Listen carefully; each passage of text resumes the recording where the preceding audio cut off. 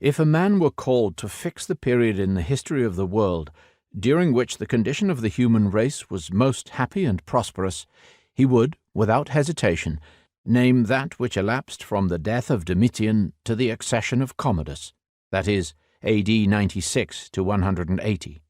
The vast extent of the Roman Empire was governed by absolute power, under the guidance of virtue and wisdom. Edward Gibbon's judgment on the Roman Empire at its height was generous and reinforced the importance of his main theme, tracing its decline and fall. From the perspective of the late 18th century, it was not altogether unreasonable.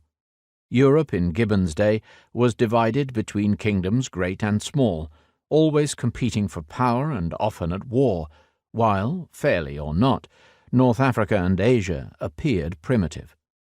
Under Rome, all this area had been united, sharing the same sophisticated Greco-Roman culture.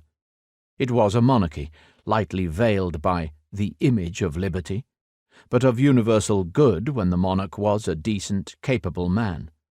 Monuments to its prosperity, temples, roads, aqueducts, circuses, and arches, survived into Gibbon's day. Most remain today, and centuries of archaeology have added greatly to their number and provided many other objects, great and small.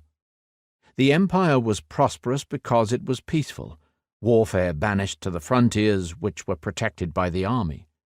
This was the Pax Romana, or Roman peace, which allowed the greater part of the known world to flourish. Many people today are still struck by the technical skill of the Romans and the apparent modernity of their world.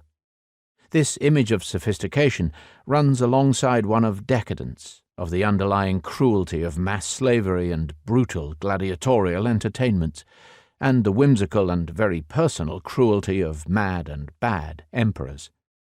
In spite of this, there is a sense that the world beyond Rome's frontiers was a bleak, grim place. Rome was the civilized world, its boundaries marked by barriers such as Hadrian's Wall, another great monument which still snakes across the Northumbrian hills as a reminder of a lost empire. In fact, Hadrian's Wall was unusual, and such linear boundaries were rare. When Rome collapsed, Europe sank into the Dark Ages, literacy and learning all but forgotten, and there was warfare and violence of every sort where once there had been peace.